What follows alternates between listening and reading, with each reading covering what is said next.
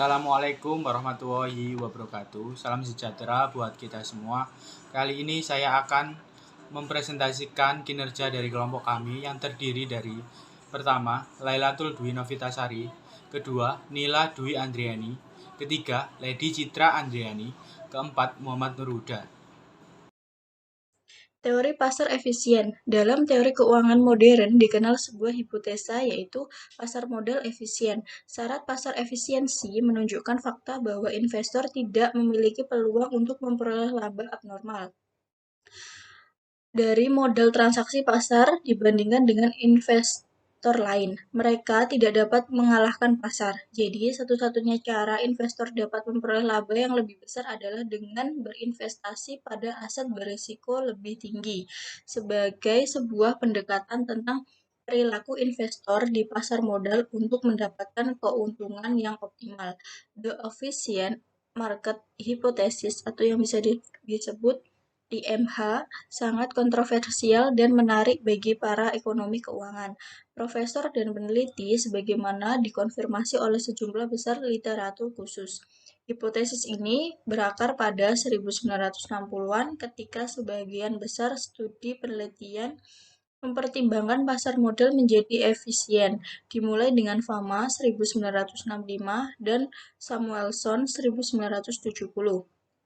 Selama dekade berikutnya, semakin banyak penelitian mulai merumuskan hipotesis dalam tiga bentuknya, lemah, semi kuat, dan juga kuat. Pada tahun 1970, Yunjin Fama menerbitkan ke dalam artikelnya, di samping definisi pasar yang efisien, juga perbedaannya antara tiga bentuk efisiensi, yaitu lemah, semi kuat, dan juga kuat.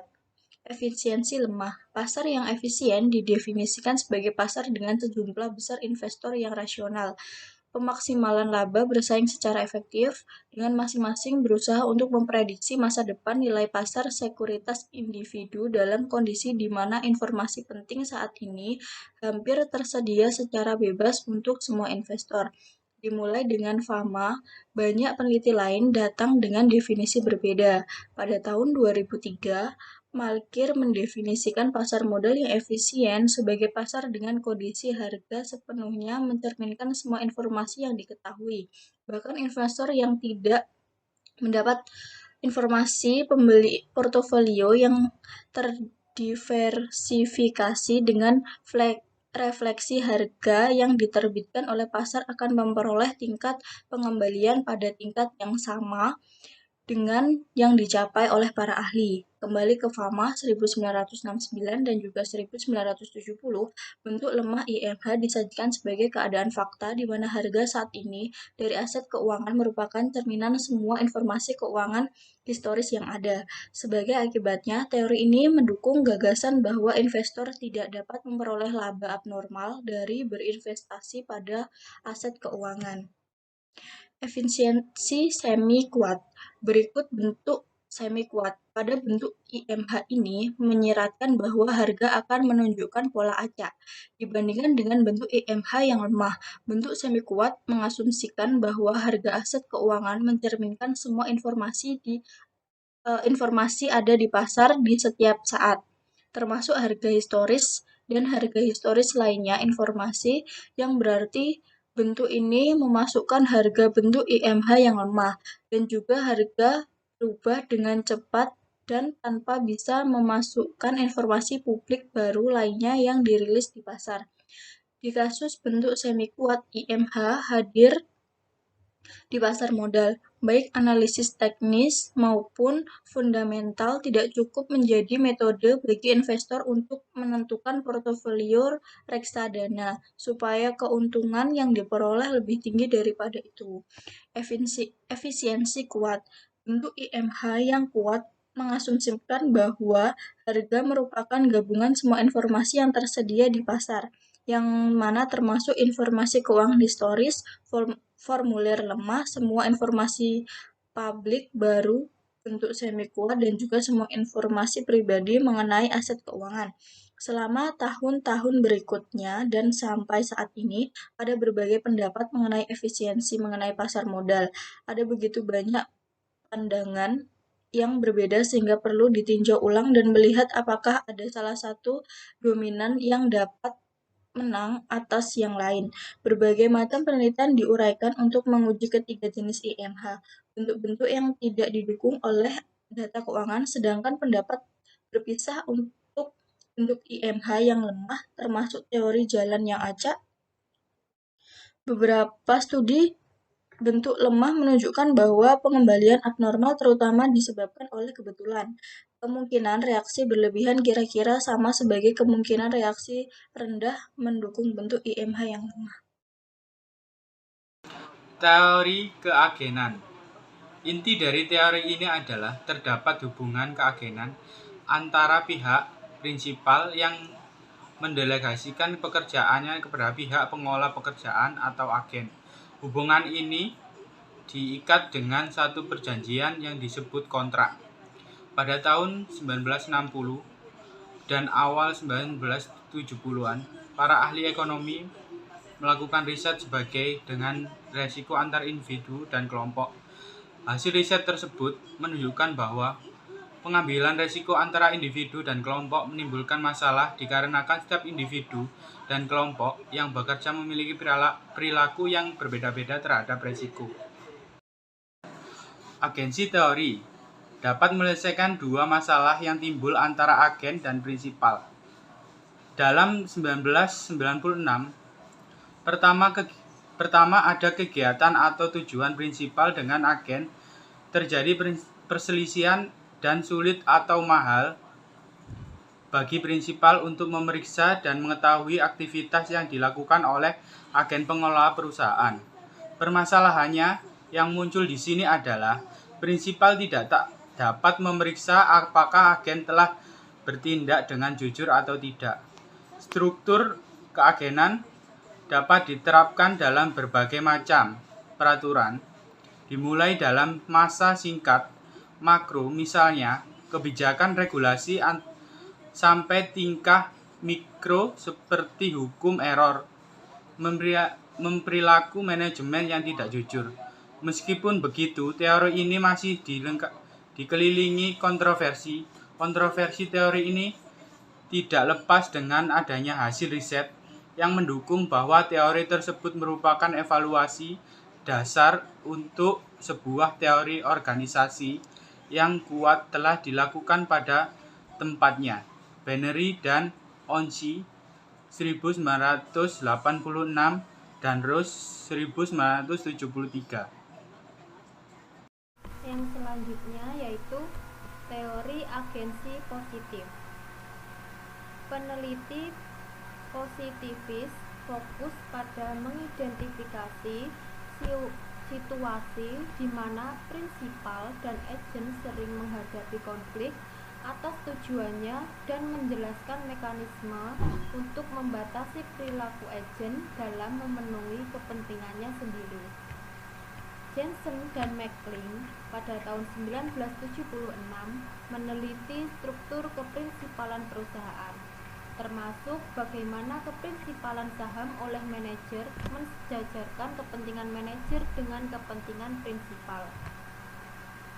Fama pada tahun 1981 menemukan peran efisiensi pasar modal dan tenaga kerja sebagai mekanisme informasi yang digunakan untuk mengendalikan perilaku memenuhi kepentingan sendiri para eksekutif level puncak.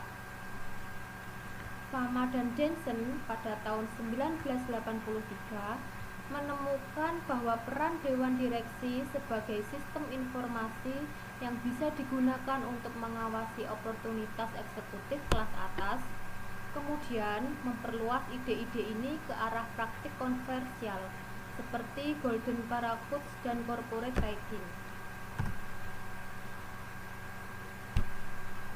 Berdasarkan aspek teoritis, positivis menjadi bagian yang sangat erat dalam menjelaskan mekanisme pengaturan yang menyelesaikan masalah keagenan. Terdapat dua hal yang menjelaskan mekanisme identifikasi dalam positivis. Yang pertama adalah kontrak yang berorientasi pada hasil yang efektif untuk menghindari perilaku oportunisme agen. Alasannya bahwa kontrak tersebut menyamakan pilihan agen dengan prinsipal karena kompensasi. Yang kedua, tergantung pada tindakan yang sama. Dan oleh karena itu, konflik atas kepentingan pribadi antara prinsipal dan agen dapat dikurangi. Berdasarkan bentuk formal, ketika kontrak antara prinsipal dan agen berdasarkan hasil, maka agen akan cenderung berperilaku sesuai dengan kepentingan prinsipal. Dan sistem informasi juga dapat menghalangi sifat oportunis agen. Sistem informasi menginformasikan kepada prinsipal apa yang sedang dilakukan oleh agen, sehingga cenderung menghalangi sifat oportunis agen karena agen akan menyadari bahwa mereka tidak dapat menipu prinsipal.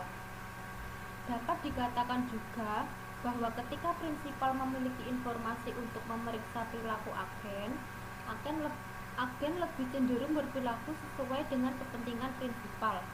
Agensi teori positif dapat dianggap memperkaya perekonomian dengan menawarkan sudut pandang yang lebih kompleks tentang organisasi. Jensen, tahun 1983. Poin kedua, penelitian prinsial agen. Harris dan Rafif 1978 menjelaskan bahwa prinsial agen merupakan suatu teori umum yang bisa diterapkan pada pemberi kerja, karyawan, pengacara, klien, pembelian, supplier, dan hubungan keagenan yang lain. Sebagai perbandingan dengan teori keagenan positif, yang pertama, teori prinsial agen lebih bersifat abstrak dan matematis, oleh karena itu kurang bisa diterima oleh peneliti organisasi. Untuk poin kedua, teori prinsial agen memiliki fokus yang lebih luas dan ketertarikan yang besar pada hal yang umum. Sebaliknya, penelitian positif sangat fokus pada fokus khusus yang berhubungan dengan para prinsial dalam perusahaan besar. Penilaian positif dan prinsial agen harus saling melengkapi. Teori positif mengidentifikasi berbagai alternatif kontrak, dan teori prinsial agen mengidentifikasikan kontrak mana yang paling efisien bahwa berbagai macam level tidak kepastian hasil, menghindari resiko informasi. Fokus dari literatur prinsial agen yaitu menentukan kontrak yang optimal, perilaku yang melawan hasil antara prinsial dengan agen. Dembski dan Feltham 1978. Model sederhana mengasumsi solusi konflik antara prinsial dan agen suatu hasil yang dapat diukur, dan agen akan lebih menghindari resiko dibandingkan prinsial. Catatan, agen lebih menghindari resiko karena tidak bisa membuat variasi pekerjaannya, sehingga harus menghindari resiko. Sedangkan prinsial mampu memvariasi investasi mereka dan menjadi pihak yang netral terhadap resiko. Masalah keagenan muncul dikarenakan prinsipal dan agen memiliki tujuan yang berbeda. Dengan prinsipal yang tidak dapat menentukan apakah agen telah bertindak dengan benar dalam perusahaan yang dikelola, sehingga muncul perilaku yang tidak baik atau disebut dengan moral hazard, yang berarti bahwa agen tidak akan seterusnya menjalankan usahanya sesuai dengan yang disepakati antara prinsipal dengan agen. Dengan kata lain, agen akan menjadi lalai. Contoh moral hazard muncul seorang ilmuwan penelitian mengerjakan proyek penelitian personal di dalam waktu bekerja. Tetapi penelitian tersebut sangat kompleks sehingga manajemen perusahaan tidak dapat mendeteksi apakah sebenarnya apa yang dilakukan oleh penelitian.